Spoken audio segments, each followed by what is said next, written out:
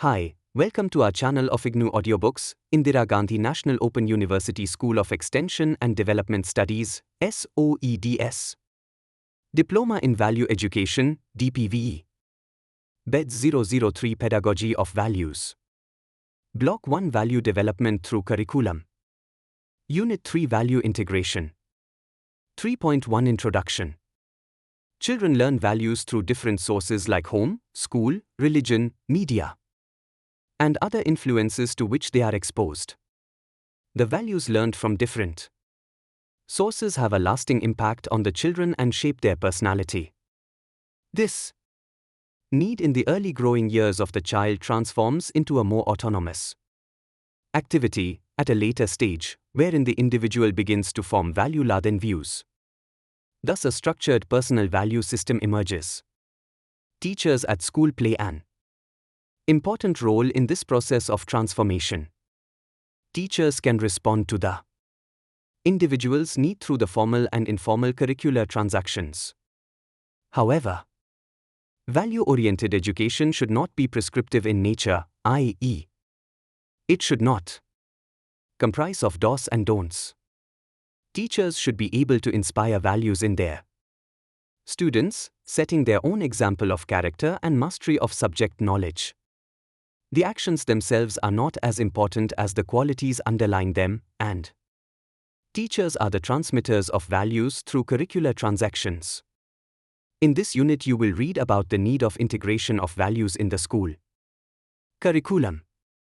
You will also understand how values can be integrated with different school subjects, formally and informally. 3.2 Objectives. After reading this unit, you should be able to explain the need for integration of values in the school curriculum.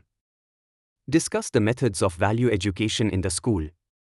Explain how values are woven in the informal curriculum of the child. Discuss value integration through the hidden curriculum, and describe the methods of value integration in teaching. 3.3 Need for value integration. Education is considered as a major vehicle for inculcation of values among children.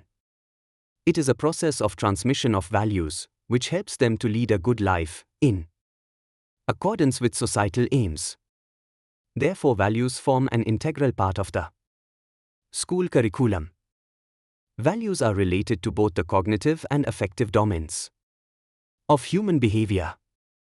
Gaikwad, 2004, explains the difference in the ways values are learned in the Western and Eastern world. The Western thought is characterized by action, whereas in the East, reflection and contemplation are emphasized. The exercise of thinking and examining oneself is considered as the beginning of value formation. Now even the Western world is beginning to take keen interest in the inner self. According to Socrates, the unexamined life is not worth living. Self-examination implies looking at the spiritual dimensions of life, at attitudes, values, and beliefs, and is termed as spiritual, moral or character education. Role of the teacher becomes crucial, as it is through curricular transactions of the teacher that students will inculcate values. Hence the what of curriculum becomes significant, i.e., what content will be chosen to impart values to students. The values need to be integrated with the curricular process by the teacher. The need for integration of values in the curricular transactions of the school has been expressed in the context of India by its leaders and thinkers. Dr.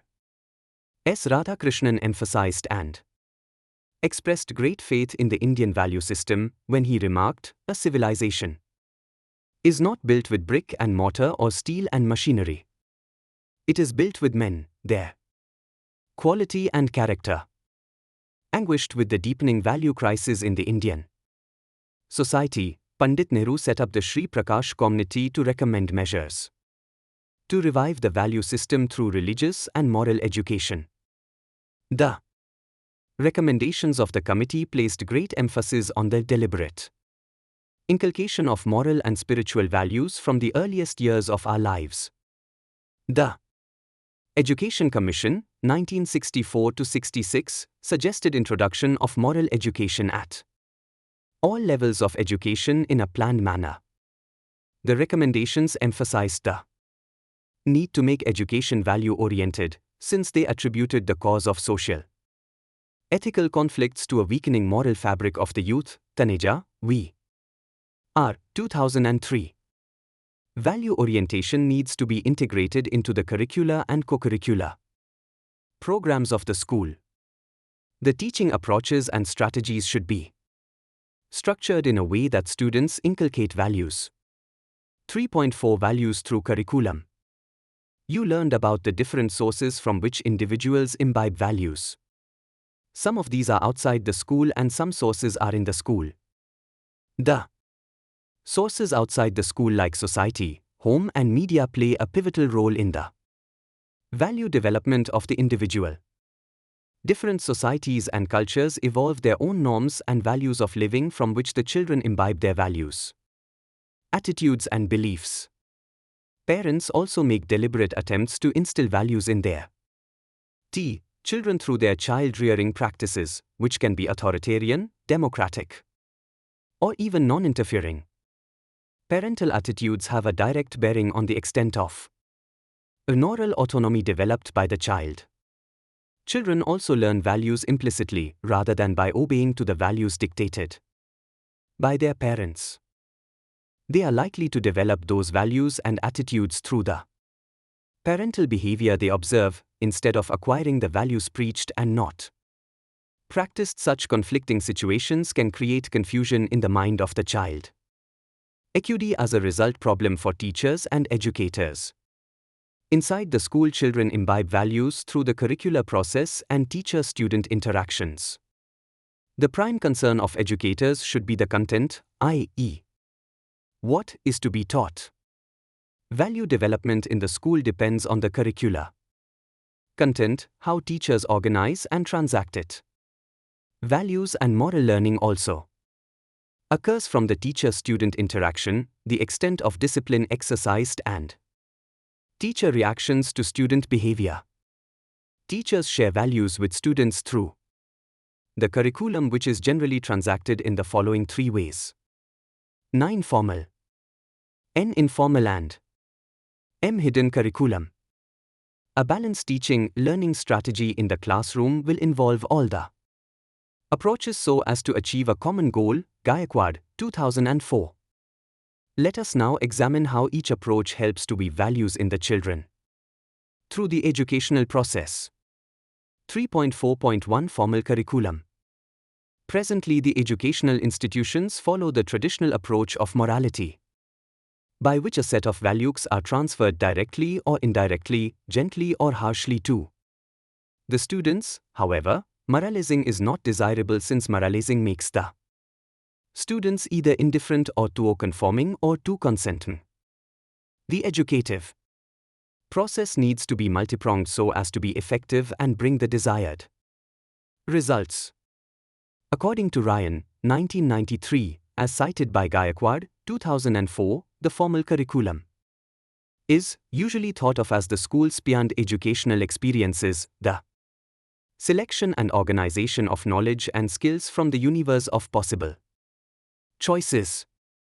This has reference basically to the achievements in the cognitive domain of integrated learning. The values are interest in this process as well, viz. in the aims, curriculum, teaching methods, institutional climate, and interhuman process. Decisions about these aspects are value decisions. For example, when educational aims are framed, they reflect the universally accepted values of the society and also of the individual. Education should strive to reflect the supremacy of the human spirit, personal virtues, endorsing values as enshrined in Sakriyaya Vimuktaye, Ekshla Dadati Vinyam, Vasudhaiv Kutumbakam, etc. Hence, the content that is transacted by the teacher is knowingly or unknowingly value. Then, there are some clarifications before we decide to make curricular provisions for value education. The questions that need to be addressed in this context are: is Moral education or value education a subject of instruction? Can it be timetabled as a separate subject of study, like history, English, etc., or should issues of values and morals be dealt with as they occur in the context? Are teachers to be appointed as specialists in moral or values education, or is every teacher responsible for value development of their students? Fenstermaker, 1990, considers teaching as a moral enterprise. The teacher's conduct at all times and in all ways is a moral matter, continuously focusing on what is fair, right, just and virtuous in every decision that takes place in the classroom. Hence values become an integral part of the process of curricular transactions. Value education cannot be treated as a distinct examinable academic discipline. It is the very base of education. Some research studies have highlighted the fact that teaching moral values as a distinct subject has resulted in failure to develop moral conduct. A study by Hartshorne and May, 1928, has shown that moral traits by honesty, truthfulness, consideration for others, etc. could not be inculcated through moral instruction, and efforts in this direction had only a temporary effect. Some authors like J.P.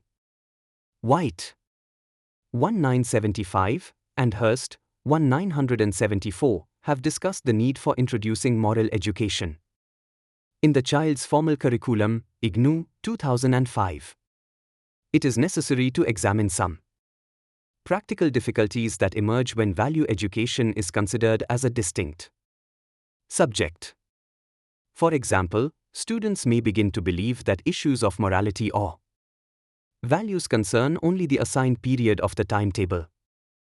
Teacher will also encounter difficulties when it comes to issues prescribing qualifications or eligibility criteria for a value educator. The questions likely to arise are: who will be responsible for value education as a subject? What will be the qualifications of the specialist in value education? If such a teacher is appointed, will that person be an embodiment of all good values and virtues to be transmitted to students? If one teacher is made in charge of value education, will the other teachers be freed of this responsibility? Obviously, in view of these questions, it can be answered that value education cannot be considered as a distinct, examinable academic discipline in the formal sense. All teachers need to have a value orientation and should be considered equally responsible for the value development of their students. In fact, this argument has a deeper implication for the teacher training programs.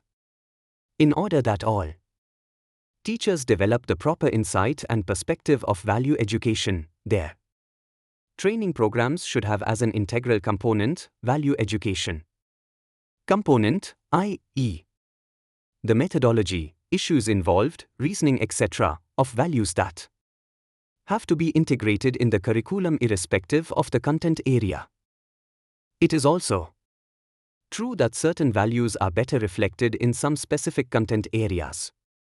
Specific content provide opportunities for inculcating certain values intrinsic to that discipline. For example, disciplines like history and literature will help to discern good and bad characteristics of people.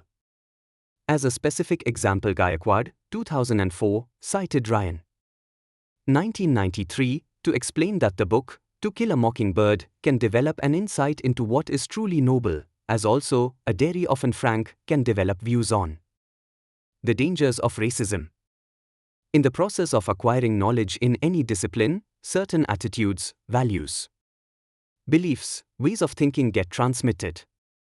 This process of value transmission is different from memorization or getting information.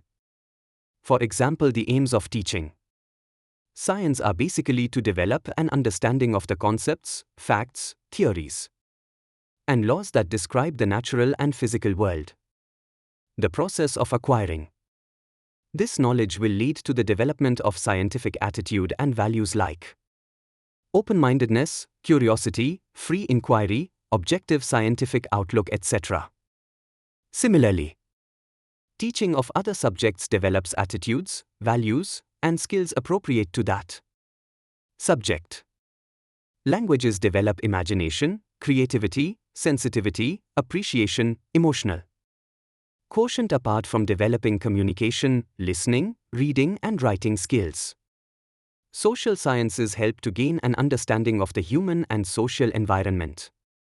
A study of history and great people, world heroes will inculcate values of patriotism, compassion, bravery, cooperation, etc.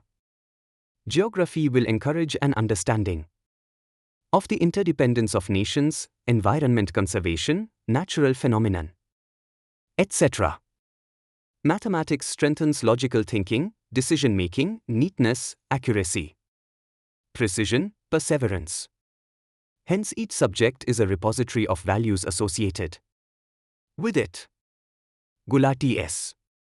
2004, talking about the pedagogical aspects of value education, emphasizes Modeling 7 as a POVIA learning medium because it has the potential to reinforce and negate whatever is learned through the formal curriculum. Attempts should be made, in her opinion, for value-oriented teaching, and teachers should model those values through their teaching.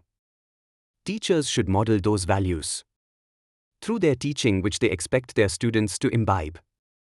Study of a subject should lead to an understanding of the nature of the subject, its logical structure, methods, and also imbibe the attitudes and values associated with it. Care should be taken by the teacher not to deviate from the true nature of the discipline while integrating values with the teaching of the subject. Integration of values with teaching subjects should aim to develop positive environment and feelings so that students are enabled to internalize those and activate all three domains of learning, i.e., cognitive, psychomotor, and affective in the process. A lot of planning and conscious efforts by the teacher are needed to consider the pedagogical aspects of value education. This also has implications for the professional training that is given to them.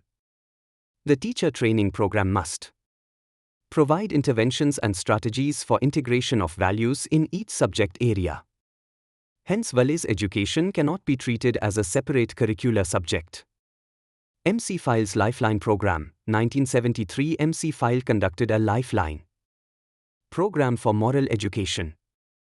In this program, he suggested introduction of structures in schools which would give students the opportunities to practice a considerate lifestyle, thereby inculcating democratic values in them. Democracy can be understood if it is practiced. This program highlighted the development of value education through organizational structures in the school. Such democratic structures would facilitate interaction between teachers and students so that both learn to understand and respect each other's views, needs, and feelings. The program emphasized the need to understand the overt and covert communications effectively so as to respect the other individual.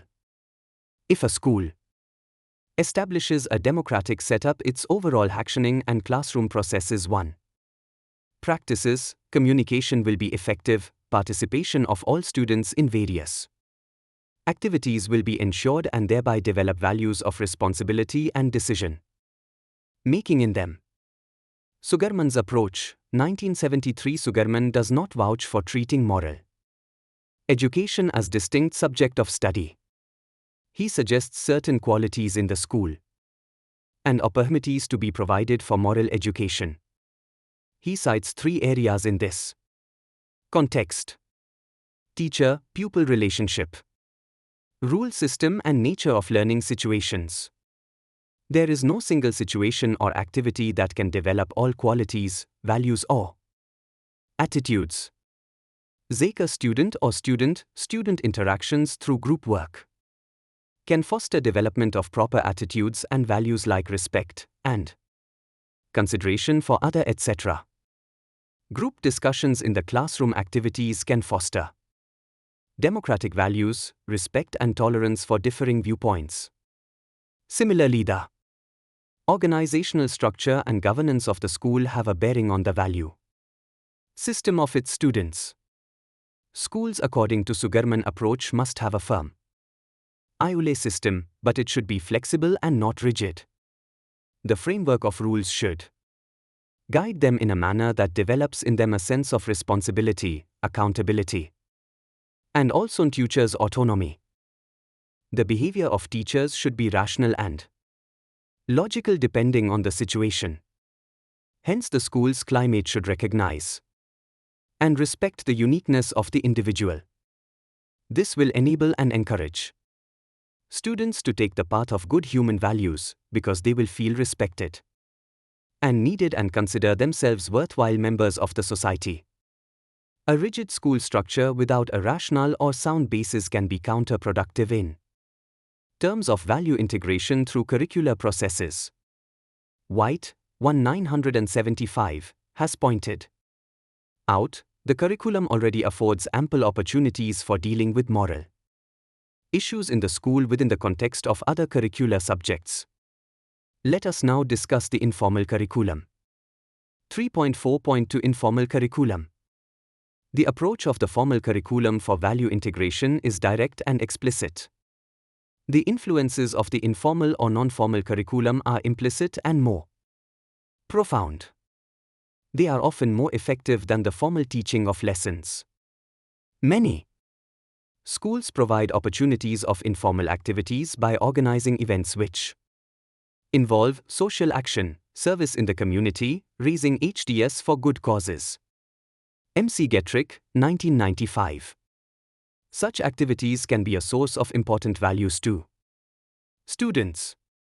These are often categorized as extracurricular or co-curricular activities. These are planned activities of the school and involve active participation of the students. Students imbibe values readily through such real-life situations, which leave a lasting impact on the minds of the learners. Gaikwad, 2004. Non-formal inputs to school curriculum are provided by mass media, like radio, TV, press, etc., team games, social service camps, which foster human values like tolerance, mutual respect, cooperation, etc. Every non-formal or informal activity in the school has an intrinsic worth for some human value. Such activities bring about behavioral changes in the learners. Non-formal activities are institutionalized. In the informal mode, everything that a child does or is exposed to can be considered. This includes the influences of the home environment, interactions with peers, family members, and participation in social and community activities. Guided and well-planned activities leave a good and lasting impression on the minds of students. The formal and informal or non-formal curriculum constitutes the overt curriculum. Another important but invisible part of the curriculum, which is equally important, is the covert or hidden curriculum. Let us examine this approach for value integration through which teachers can share values with the children. 3.4.3 Hidden curriculum. The third and the most powerful approach is the hidden or covert curriculum for sharing of values.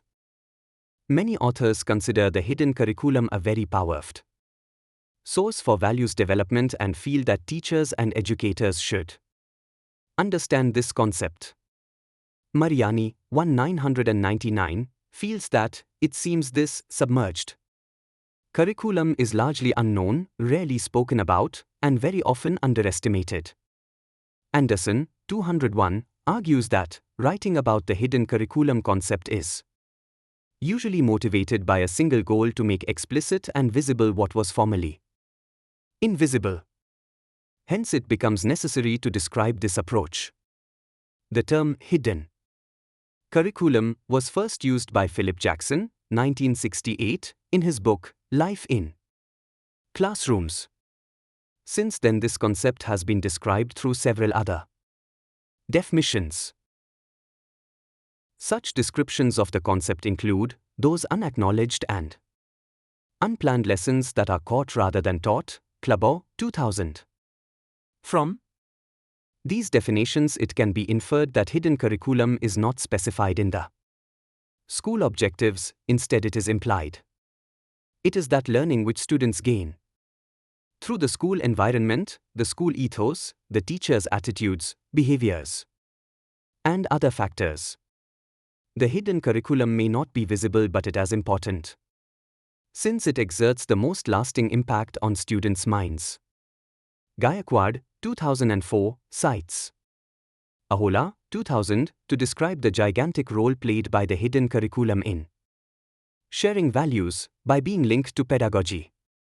Fenstermaker, 1999, also expresses the belief that teachers cultivate the moral dispositions of their students through pedagogy that can be defined as method, style, and manner.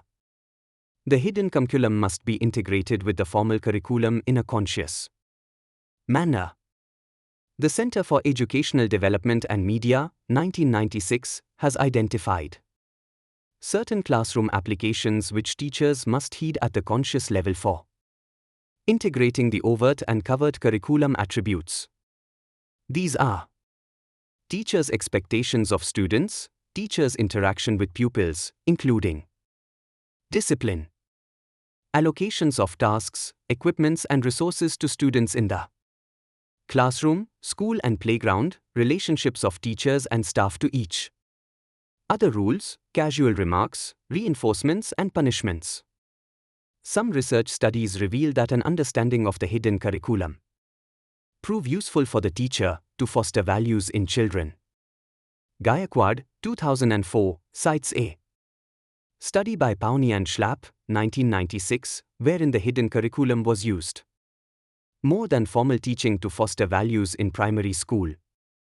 This understanding in the teachers facilitates a review of their personal new role of the teacher as a listeners, reflector, and mediator, as opposed to the conventional role of a knowledge provider. It is therefore important for teachers to familiarize themselves with the concepts of the hidden curriculum and impart values through integration with formal curricula processes. 3.5 Pedagogy and Values. Another important area, other than the curriculum, is the pedagogy or how of teaching values in education. The primary concern of any society has to be the socialization of its citizens, beginning with children. Here the role of the school assumes critical significance, Berkowitz and Althoff, 2006. Since ultimately all social endeavors, including education, strive to raise good citizens, the topic is vigorously debated among parents, educators, and civic leaders, Berkowitz, 1997. Teachers are always confronted with the question of how to teach a particular subject, and also how to combine pedagogy and content.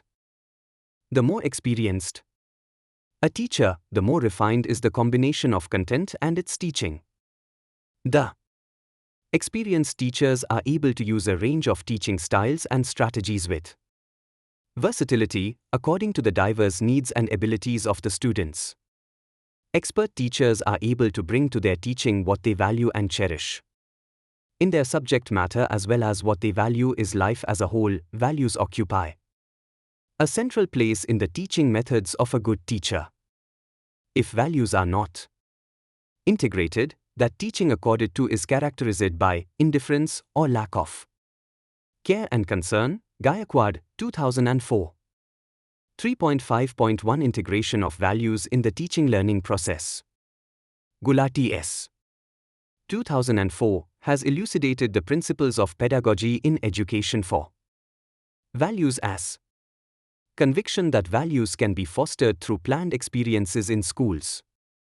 Value education is subsumed under the objectives of education. Value education promotes unconditional striving for goodness. Value education is considered with all domains of personality, i.e., cognitive, affective, and co-native.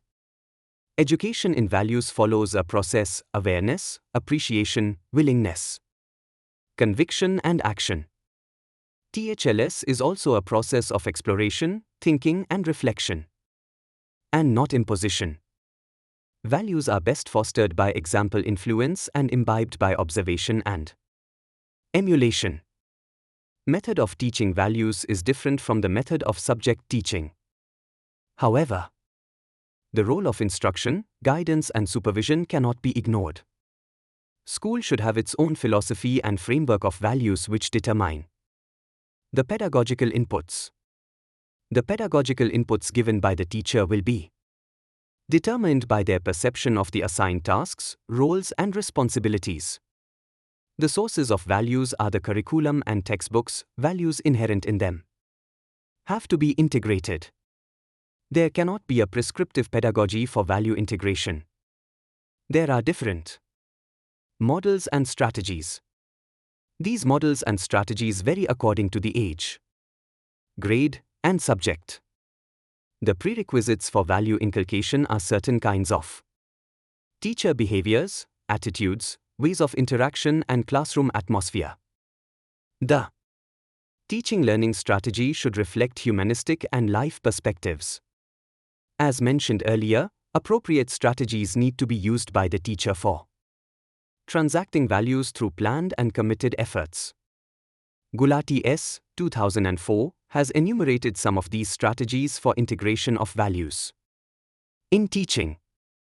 These are the following: a silent sitting, storytelling, a narrating anecdotes, significant incidents from biographies of great men, real-life incidents, event reports in the newspapers, analysis of critical events, a quotation, messages of thinkers, philosophers, educationists, a questions framing questions, a discussions of dilemmas, clarifications of value conflicts, a problem identification, solving hypothetical real-life problems, a improvisation, a analogical metaphors, a self-reflection exercises, a visualizations and imagining exercises, creative activities, drawing, making, colleges, composing value-based songs, poems, completing incomplete stories, poems, a role-play, one simulation, one expressing emotions and gestures on different themes, team projects, community service. Integration of some of these strategies with curricular processes by the teacher will lead to value transactions. This will be discussed in the next unit. 3.5.2 A support framework for teachers. You have read so far that it is important for teachers to integrate values in their teach. Teachers need support in articulating their own style, own manner and their own professional mission within their level of professional growth. CJ and MC. Cambridge, 2007. This support framework will enable them to fulfill their role as value educators. MC Cambridge, 1998, have provided a teaching learning framework for this support. This framework can enable the teachers to consider value education as part of their role as a teacher irrespective of the discipline or subject matter content they teach. The suggested HUAC developed considers the following. Making it real, the teachers need to explore the reality of teaching and learning in today's schools. Participating in dialogue, there is need for teachers to engage in dialogue. Or teachers talk to discuss the knowledge, skills and effective aspect of the profession. Engaging in reflection, teachers must reflect over one's own actions and their consequences to make them meaningful.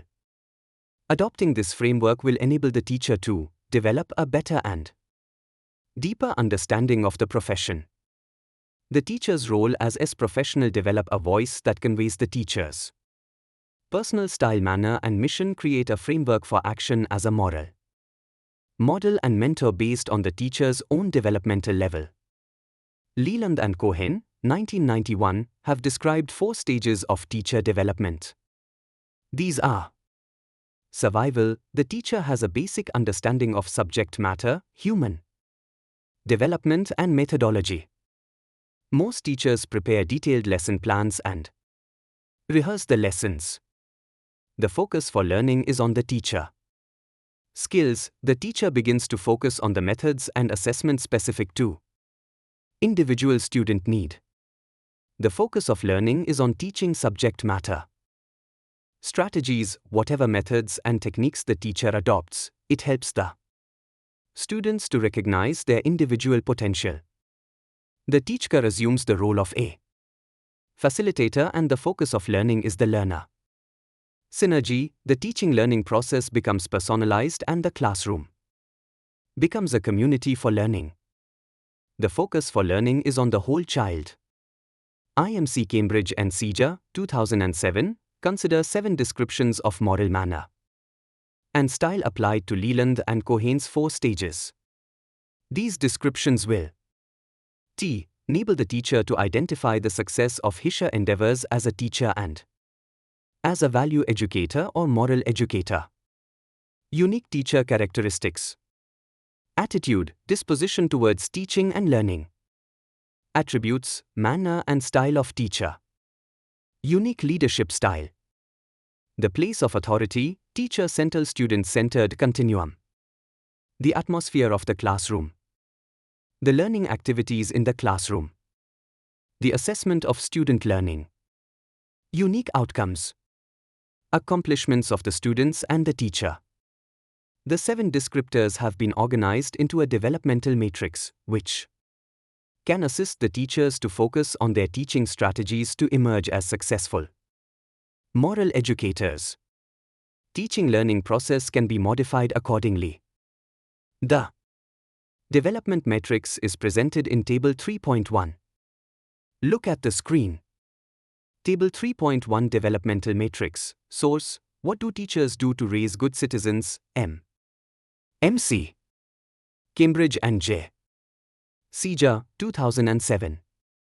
Paper presented at AME Conference, November 15 to 17, 2007, New York. Goals of the Matrix Approach. The goals of this approach will encourage the teacher to identify their manner, style and mission as an educator. Identify their current stage of development. Develop the atmosphere in the classroom, organize learning activities and learner assessments and mentor moral behavior in students, and view success in the classroom in the light of an organized effort for moral teaching and learning.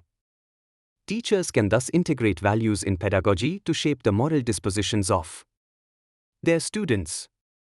It is also necessary that the teacher practices what is preached, instead of only theorizing values through the formal curriculum.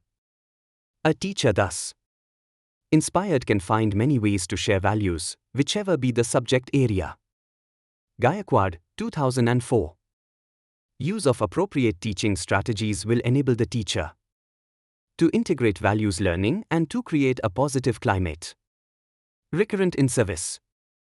Training of teacher in this regard will enhance their skills in practicing such teaching. Learning methods transmit values to students. It will also enable them to monitor their own value system and their classroom practices. 3.6 Summary.